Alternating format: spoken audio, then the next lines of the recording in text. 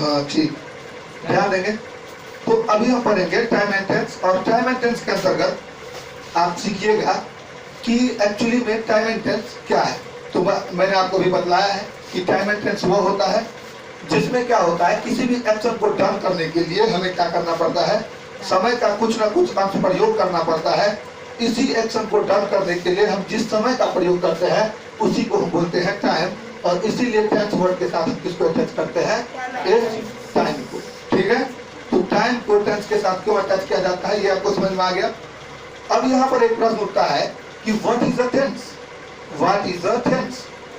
Then I can say that कि tense is the form of verb. Tense क्या है, verb का रूप है। ये क्या है, द फॉर्म ऑफ वर्ब। ये क्या है, फॉर्म ऑफ वर्ब है, यानी वर्ब का क्या है, ये रूप है। वर्ब का क्या है, रूप। ठीक है, तो टेंस क्या है, वर्ब का रूप है जो किसको दर्शाता है, which shows time, which shows time, जो किसको दर्शाता है, समय को दर्शाता है। ठीक है, टेंस वर्ब का रूप है जो किसको दर्शाता है, समय को दर्शाता है।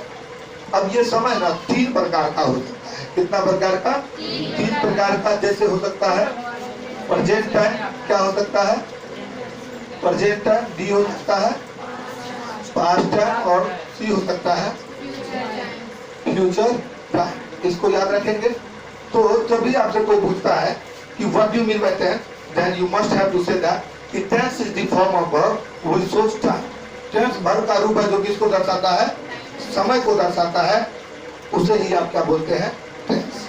ठीक है, अब यहाँ पर एक प्रश्न आता है कि सर इसकी एग्जांपल को कैसे आप लिखेंगे। ठीक है, तो देखिए टाइम किस प्रकार से, टेंस किस प्रकार से टाइम को इंडिकेट करता है। जैसे अगर मैं लिखूं वी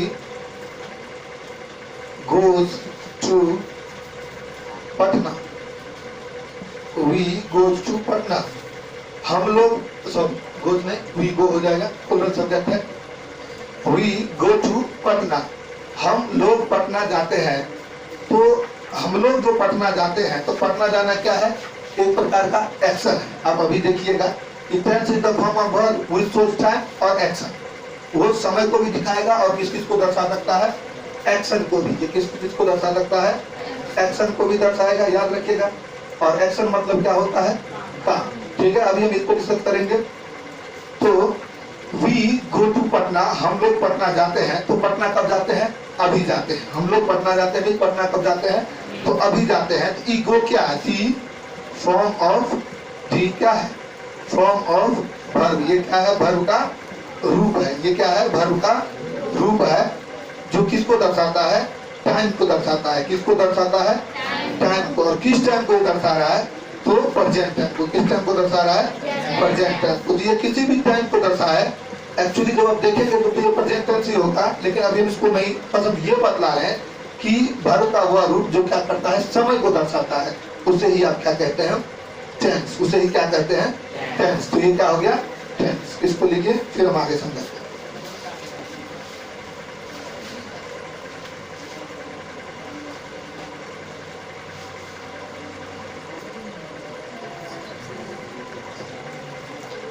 तो अब यहाँ अगला क्वेश्चन बनता है कि a sentence can be without tense, is it possible. क्या एक वाक्य बिना टेंस का हो सकता है, ये पॉसिबल है। तो हमने अभी तक जैसे देखा, हमने आपको बतलाया है कि टेंस क्या है, वर्ब का रूप है जो किसको दर्शाता है, समय को दर्शाता है, टेंस कहते हैं। लेकिन इसका तो काम करने के आधार पर ना आपको इसको बांटते हैं, simple present tense, present continuous tense, present perfect tense, ऐसे करके बांटते हैं। तो मुझे बस ये बतलाइए आप कि टेंस क्या है, वर्ब का रूप है। ये क्या है, वर्ब का रूप है जो किसको दर्शाता है, टाइम को दर्शाता है। और जब ये दर्शाता है टाइम को, तो सिर्फ टेंस का लाएगा। अब टेंस में कौन सा टेंस है, इसके लिए तो एक्शन को दर्शाना पड़ेगा। Then we can reply here कि tense is the form of verb which shows action, which shows action. और एक्शन मींस क्या होता है, काम। एक्शन मींस क्या होता है, काम। कहने का मतलब ये हो गया कि टेंस वर्ब का रूप है जो किसको दर्शाता है, एक्शन को दर्शाता है। तो क्या ये पॉसिबल है कि कोई भी सेंटेंस बिना किसके हो जाए, बिना टेंस के पॉसिबल हो सकता है। अब इस चीज की व्याख्या करने के लिए हम एक एग्जांपल लेते हैं। जैसे जब आप बोलते हैं आई एम हैप्पी, तो अब आपको बदलाना है कि क्या ये सेंटेंस एक टेंस है। बदलाइए, क्या बदलाए, ये कोई टेंस है क्या? क्योंकि अभी तक हमने जो आपको बदलाया है उसके अकॉर्डिंग तो लगता है कि भैया टेंस क्या होना चाहिए, वर्ब का रूप होना चाहिए जो किसको दर्शाएगा, एक्शन को दर्शाएगा, काम को दर्शाएगा। तो टेंस वर्ब का रूप है जो काम को दर्शाएगा। आई एम हैप्पी, मैं खुश हूँ, इसमें किसी प्रकार के काम को नहीं दर्शाया जाता है। Then according to this definition we can say that this is not a tense. But is it possible कि any sentence couldn't be a tense? क्या वो बिना टेंस के नहीं हो सकता है? क्या उसमें किसी प्रकार का टेंस नहीं आएगा? Is it possible? क्या कोई भी सेंटेंस बिना टेंस का हो सकता है? Is it possible? इस तरह के आप जो आपके मन में जो प्रश्न आने चाहिए इसको आप यहाँ अभी उत्तर में देखेंगे कि ये किस तरह से आपको सेटिस्फाई करेगा। तो आपको लगता है कि ये क्या है, इसके अकॉर्डिंग अभी टेंस नहीं है। मैं इसी बात को बतलाता हूं आपको कि हम लोग जानते हैं टेंस क्या है, वर्ब का रूप है जो किसको दर्शाता है, एक्शन को। किसको दर्शाएगा, एक्शन को, और एक्शन के बेसिस पर डिसाइड होगा कि ये कौन सा टेंस है। ठीक है, तो टेंस वर्ब का रूप है जो किसको दर्शाएगा, एक्शन को। ठीक है, एक्शन को। क्या इज इट पॉसिबल या it is enough to say कि tense is the form of verb which shows only and only action. It couldn't express any other thing. It couldn't express any other thing. It is possible. क्या ये संभव है? तो इसी चीज के लिए हम आप देखेंगे यहाँ पर। तो मैंने जैसे भी बतलाया है आई एम हैप्पी, मैं खुश हूँ। तो मैं खुश हूँ, इसमें अगर आप गौर से देखें तो टेंस कहता है कि ये क्या है, वर्ब का रूप है। तो एम क्या है, दी फॉर्म और वर्ब, यानी ये भी तो वर्ब का एक रूप ही तो हुआ। भले ही ये हैप्पी वर्ब के रूप में आता है लेकिन वर्ब के ही तो पाठता है। लेकिन जब आप मेन वर्ब के फॉर्म को पढ़ते हैं तब वो अलग होता है। हम सिर्फ वर्ब के रूप को पढ़ रहे हैं। वर्ब का ही ना रूप हुआ जो happy verb, main verb, auxiliary verb कहते हैं, व्हाटएवर जो डिसाइड करते हैं। मेन वर्ब में आते तो मेन वर्ब के फॉर्म को पढ़ते हैं, हैप्पी वर्ब में आते तो हैप्पी वर्ब के फॉर्म को पढ़ते हैं। But what is it? It is a form, it is the form of a verb, we can say that. So M is also the form of a verb which shows time. Which shows time. ये time को दर्शाता है। अब कौन से time को दर्शाता है ये देखिए, प्रेजेंट टाइम को। मैं खुश हूँ तो खुश कब हूँ, अभी हूँ कि था कि हूँगा, अभी वर्तमान समय को। It express present time. So ये किसको दर्शाता है, टाइम को दर्शाता है। और टाइम में किस टाइम को, तो प्रेजेंट टाइम को। तो आपका डेफिनेशन को कंप्लीट करने के लिए ये तो काफी है ना कि टेंस वर्ब का रूप है जो एक्शन को रिप्रेजेंट करता है। तो टेंस वर्ब का रूप है, लेकिन ये यहाँ पर एक्शन को रिप्रेजेंट कर रहा है क्या, ये देखिए, एक्शन को रिप्रेजेंट कर रहा है क्या, नहीं। ये टाइम को शो कर रहा है लेकिन एक्शन को रिप्रेजेंट कर रहा है क्या, नहीं। लेकिन आपका डेफिनेशन क्या कहता है, the form of verb which shows time, that is called tense. अब हम किसका बात माने, एक्शन वाला की बात माने, किसके डेफिनेशन को बात माने? अगर हम एक्शन के बेसिस पर चलेंगे then it is not a tense. But whenever you follow the definition of the tense, because here definition is says that the form of a verb which shows time, that is called tense. Understood? जब अब ये कहते हैं कि tense क्या है, verb का रूप है जो किसको दर्शाता है, टाइम को दर्शाता है, then it is called tense. तो इसमें क्या है, वर्ब का रूप है, टाइम को दर्शाए, तो इसके अकॉर्डिंग ये क्या है, टेंस है। लेकिन whenever we say that tense is the form of verb which shows action, तो क्या ये टेंस का रूप है, तो नहीं है। तो इसी को पढ़ने के लिए ना आपको थोड़ा सा ध्यान देना पड़ेगा कि टेंस क्या है, वर्ब का रूप है जो किसको दर्शाता है, एक्शन को दर्शाता है। But it is enough to say कि tense is the form of verb which shows only and only action. It can't be shows another thing. Is it possible? Not at all. Understood? तो ये क्या करेगा, tense verb का रूप है जो किसको दर्शाता है, टाइम को दर्शाएगा। टेंस वर्ब का रूप है जो एक्शन को दर्शाएगा। और ये कहना काफी नहीं होगा कि ये सिर्फ और सिर्फ एक्शन को दर्शाएगा, क्योंकि ये एक्शन के साथ साथ किस चीज को दर्शाएगा, ये स्टेटस को भी दर्शा सकता है, STATUS स्टेटस को, ये पोसेशन को दर्शा सकता है, ये पॉसिबिलिटी को दर्शा सकता है, ये कंपल्सन को दर्शा सकता है। बात समझ रहे मेरा? अब ये इसी को जब आप एक्शन करते हैं तो ई एक्शन फूल के नाम से जाना जाता है। इसी को बोलते हैं हम लोग एक्शन फूल। मतलब ऐसे वाक्य में क्या होता है, एक्शन होता है। कुछ ऐसे भी वाक्य होता है जिसमें एक्शन नहीं होता है लेकिन उसमें भर का रूप पाया जाएगा और वो क्या करेगा, किसी न किसी टाइम को इंडिकेट करेगा। So according to this basis we can find here कि this is the sentence which is done as a tense, which is done as a tense. Is it clear?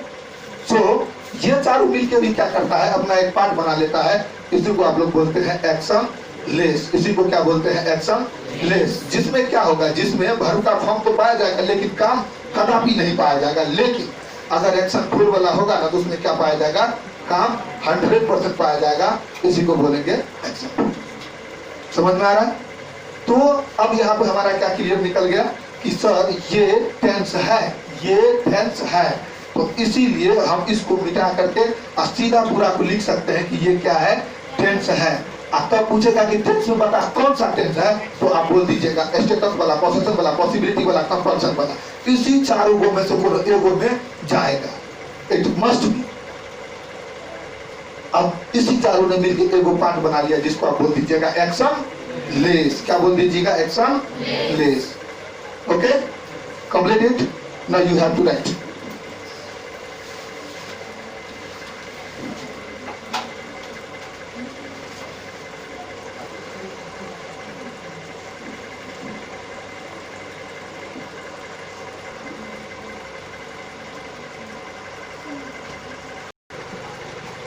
Grammar, ठीक है। While ये जो time है ना, time ये कहता है कोई ग्रामर का चैप्टर नहीं है। तो आप यहाँ लिख सकते हैं tense is not any, sorry tense का लिख दी, time is not any, no any chapter of grammar.